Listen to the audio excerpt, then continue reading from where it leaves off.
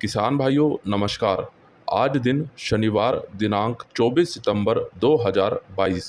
अगर आपके पास भी गर्मी वाला प्याज स्टॉक में रखा है तो इसकी सटीक बात आज के इस वीडियो में हम करेंगे, तो वीडियो को पूरा ज़रूर देखें। अभी हमारे इंद्र देवता काफ़ी ज़्यादा नाराज बैठे हैं, क्योंकि लगातार दिल्ली हो, राजस्थान हो, मध्य प्रदेश हो या फिर महाराष्ट्र हो, बारिश यहाँ पे लगातार देखने को मिल रही है। लेकिन अभी सबसे ज़्यादा बारिश हमें दिल्ली और राजस्थान में देखने को मिल रही है। पिछले 3 दिनों से बात की जाए तो राजस्थान में लगातार भारी बारिश हो रही है, और जैसा कि ये समय है कि वहाँ पे प्याज लगाया गया और अभी भी कुछ किसान भाई प्याज लगा रहे हैं। अब मौसम विभाग के अनुसार अगले 3 दिनों तक अलवर ज़िले में बारिश की जो संभावना है वो और भी बन रही है। जितनी अधिक बारिश किसान भाइयों अलवर ज़िले में होगी, उतनी ही अधिक जलेबी रोग की जो समस्या है वो बढ़ती जाएगी। क्योंकि हमने देखा है लगातार बारिश होने के बाद कहीं ना कहीं जो जलेबी रोग की समस्या है वो खेतों में अधिक हो जाती है। और किसान भाइयों अभी तो अलवर ज़िले की अगर कुल मिलाकर बात करें, 20 से 30% तक जलेबी रोग आ चुका है। लेकिन अगर ऐसे ही हालात बने रहते हैं तो कहीं ना कहीं आने वाले दिनों में जो जलेबी रोग की समस्या है ये और भी बढ़ जाएगी। और जैसा कि किसान भाइयों हमने कल के वीडियो में बात करी थी, अभी हमें यहाँ पर थोड़ा सा इंतज़ार करना होगा और 2 से 3 दिन के बाद एक सही और सटीक रिपोर्ट आ पाएगी कि आखिरकार अलवर ज़िले में जो जलेबी रोग की समस्या है या फिर प्याज फसल को जो नुकसान है वो कितना देखने को मिला है। और बात करें साउथ के प्याज की, हमने जैसा कि किसान भाइयों लगातार वीडियो के माध्यम से बात की है कि साउथ में इस बार पहली बात तो प्याज कम लगा, और जो प्याज लगा है उसमें से आधा प्याज बारिश के चलते ख़राब हो गया। अब यहाँ पर किसान भाइयों जो उसमें से भी आधे से में भी आधा प्याज बचा है वो केवल वहाँ की लोकल मांग को ही पूरा कर सकता है। लेकिन आज दिल्ली आज़ादपुर मंडी में कर्नाटक और कोल्हापुर का नया प्याज भी आया है। तो कहीं ना कहीं साउथ का जो नया प्याज है वो अभी लोडिंग के लिए तो इतना सही नहीं है, जैसा कि आपको लगातार बताया गया। और कुल मिलाकर किसान भाइयों ऐसा भी बताया जा रहा है कि साउथ का प्याज इस वर्ष इस सीज़न में केवल 1 महीना या 1.5 महीना ही चलेगा। बाकी उसके बाद हो सकता है कि साउथ का प्याज ख़त्म हो जाए।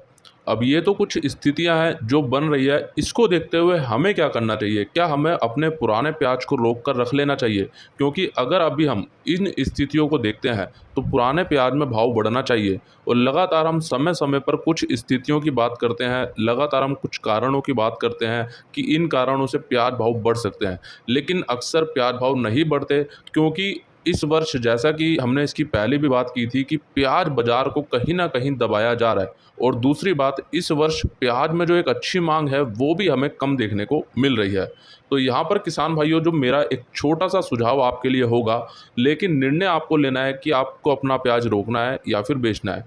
मेरे हिसाब से किसान भाइयों आपको पुराना प्याज अब निकालते रहना चाहिए, क्योंकि अभी जो दिल्ली आज़ादपुर मंडी में कर्नाटका कोल्हापुर का नया प्याज आया है, इसकी क्वालिटी और बात करें पुराने प्याज की क्वालिटी, उसमें काफ़ी ज़्यादा अंतर है। और कहीं ना कहीं किसान भाइयों अगर आपके पास अच्छी क्वालिटी का प्याज रखा भी है तो अभी ये जो बारिश हो रही है इसके चलते कहीं ना कहीं जो क्वालिटी है उस पर सीधा असर देखने को मिलेगा। और अगर किसान भाइयों हम ये सोचते हैं कि अभी हमारा प्याज अच्छी क्वालिटी का है, सुपर क्वालिटी है, और हम इसको रखेंगे हमें भाव अच्छे मिलेंगे, तो किसान भाइयों देखो हो सकता है कि भाव अच्छे मिले। लेकिन दूसरी तरफ हमें ये भी सोचना होगा कि अगर हम प्याज को रोकते हैं तो जो क्वालिटी है वो लगातार गिर रही है, और लगातार डाउन होने से कहीं ना कहीं नए प्याज को तो भाव मिलेगा लेकिन हमारे पुराने प्याज को भाव नहीं मिल पाएगा। तो इस बात को आपको थोड़ा सा समझना होगा। और कहीं ना कहीं आज जो प्याज आपका 8 रुपये बिक रहा होगा, और अभी अगर आप उसको आगे तक भी रोकते हैं तो कहीं ना कहीं उसका वजन भी कम होगा। तो कुल मिलाकर घुमा फिरा कर के बात वहीं आती है कि जो अभी भाव चल रहे हैं वही भाव आपको आगे भी देखने को मिले। क्योंकि अभी किसान भाइयों इतनी बड़ी तेज़ी की तो एक संभावना नहीं बन रही, और तेज़ी की जो संभावना बन रही है वो कौन से प्याज में बन रही है उसकी बात करते हैं। अगर किसान भाइयों आपने नया लाल प्याज लगाया है तो बिल्कुल आपको नए लाल प्याज में 20 रुपये तक का भाव आराम से मिल सकता है। अभी तक जो भी विश्लेषण किया गया है उसके आधार पर यह साफ दिखता है कि कहीं ना कहीं 18 रुपये से 20 रुपये तक का लाल प्याज में भाव हमें आसानी से मिल सकता है। इसके पीछे सबसे पहला कारण ये है कि मध्य प्रदेश, महाराष्ट्र या फिर साउथ, यहाँ पर पिछले वर्ष के मुकाबले इस वर्ष प्याज कम लगा है, और कम ही नहीं किसान भाइयों काफ़ी कम लगा है। हो सकता है कि अभी कुछ और प्याज लग जाए, लेकिन अभी तक जो स्थिति बनी हुई है उसके अनुसार आपको जानकारी दी जा रही है। दूसरी बात, अलवर ज़िले में पिछले वर्ष के मुकाबले प्याज कम होगा, लेकिन अगर सामान्य वर्षों की बात की जाए तो सामान्य वर्षों के हिसाब से वहाँ पर प्याज 90% तक लगा है। तो अभी अगर अलवर ज़िले में भी जलेबी रोग जैसी समस्या देखने को मिलती है या फिर बारिश के चलते वहाँ पर प्याज फसल को नुकसान पहुँचता है, तो कहीं न कहीं वहाँ पर भी उत्पादन में हमें गिरावट देखने को मिलेगी और जिसका सीधा असर हमें लाल प्याज के भाव पर भी देखने को मिलेगा। और तीसरा कारण, बांग्लादेश में वहाँ का लोकल प्याज समाप्ति की ओर आ चुका है और लगभग समाप्त हो चुका है। लेकिन वहाँ अभी म्यांमार देश का भी प्याज आ रहा है और म्यांमार देश से प्याज लेना बांग्लादेश को काफ़ी ज़्यादा आसान होता है और म्यांमार को भी काफ़ी ज़्यादा आसान होता है बांग्लादेश में प्याज भेजना भारत के मुकाबले। तो हो सकता है कि भारत के प्याज की जो डिमांड है वो थोड़ी-सी उस समय बढ़ जाए, क्योंकि बांग्लादेश में जो वहाँ की नई फसल है वो लगेगी लगभग दिसंबर या जनवरी के आसपास और उनका प्याज आएगा लगभग मार्च या फिर अप्रैल तक। तो कुल मिलाकर के किसान भाइयों, ये कुछ कारण हैं जिनके चलते आगे लाल प्याज में हमें 18 रुपये से 20 रुपये तक का भाव मिल सकता है। और अब बात करें हाल फिलहाल में प्याज रेल का जो चलन है वो लगातार बढ़ता जा रहा है। अब प्याज देश में कहीं भी आसानी से भेजा जा सकता है और वो भी खर्चा भी अन्य परिवहन के मुकाबले आधा आ रहा है। तो कुल मिलाकर के अभी इतना आसान हो चुका है अपने प्याज, लहसुन या फिर अन्य उपज को एक राज्य से दूसरे राज्य भेजना, वो भी पूरी सेफ्टी के साथ, सुरक्षा के साथ। लेकिन यहाँ पर हमारे किसान भाई के द्वारा एक सवाल पूछा गया था कि करण भाई, इस रेल का हमें क्या फ़ायदा मिलेगा? अगर किसान भाइयों आपको इसका फ़ायदा लेना है तो आपको इसके लिए व्यापारी भाइयों से संपर्क करना होगा, क्योंकि ये जो भी प्याज रेल के माध्यम से जा रहा है, जो रेल भरे जाते हैं वो व्यापारी भाइयों के द्वारा भरे जाते हैं। जैसा कि अभी रतलाम मंडी से भी प्याज के रैक भेजे गए थे दूसरे राज्य में और उसके बाद एक बार फिर से माल वहाँ से भेजा गया। तो अब अगर आपको प्याज भेजना है तो आपको सबसे पहले तो ये देखना होगा कि आपके आसपास से प्याज रेल जाती है या फिर अन्य उपज की रेल जाती है या फिर नहीं। अगर जाती है तो आप वहाँ पे जो आपके व्यापारी भाई हैं उनसे संपर्क कर सकते हैं। और अभी हाल ही में बदनावर मंडी में पहली बार रतलाम रेलवे स्टेशन से प्याज भेजने की शुरुआत की गई है। बदनावर मंडी में 16 सितंबर को 17 बोगियों में 15,300 कट्टे भेजे गए और 23 सितंबर कल 25 बोगियों में 22,500 कट्टे भेजे गए हैं। तो यहाँ पर किसान भाइयों, बहुत अच्छी बात है कि हाँ, लगातार ये चलन बढ़ता जा रहा है। और इसके अलावा बात करें, दिल्ली आज़ादपुर मंडी में रोज़ाना नाफेड के प्याज की लगभग 4 से 5 गाड़ियाँ आ रही है और ये 4 से 5 गाड़ियाँ किसान भाइयों गुजरात के महुआ की, महाराष्ट्र के नासिक लासलगांव और पिंपलगांव बसवंत की देखने को मिल रही हैं। और बात करें ये प्याज अभी हाल फिलहाल में पिछले 2-3 दिनों से अगर देखें तो कहीं ना कहीं जो अच्छी क्वालिटी का प्याज है, चाहे वो पिंपलगांव बसवंत का हो, नासिक का हो या फिर लासलगांव का हो, तो वो अभी भी किसान भाइयों 1200-1300 रुपये तक बिक रहा है। लेकिन वहीं गुजरात के महुआ का प्याज अभी भी कम भाव पर बिक रहा है, नाफेड का लगभग 800 रुपये 900 रुपये तक बिक रहा है।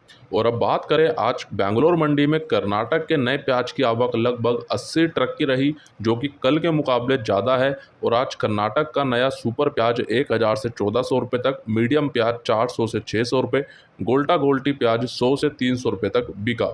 कल के मुकाबले भाव तो समान रहे, लेकिन आवकों में थोड़ा सा उठाव हमें यहाँ पे देखने को मिला है। और बात करें, आज कोसडांगा बॉर्डर पर लगभग 70 प्याज के ट्रक बांग्लादेश में जाने का इंतजार कर रहे हैं।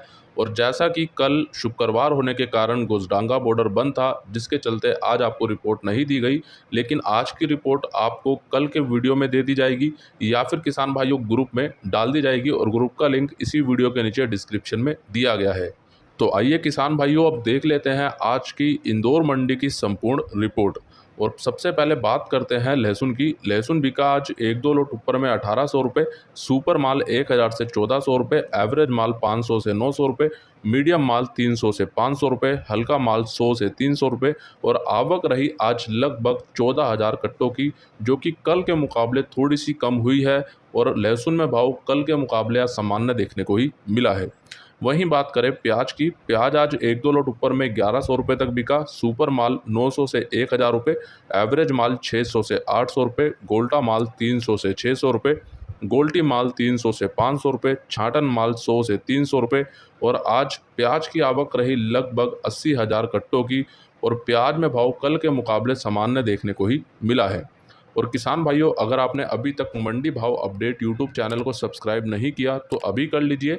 सब्सक्राइब करने के बाद बेल आइकन को दबाने के बाद ऑल पे क्लिक जरूर करें।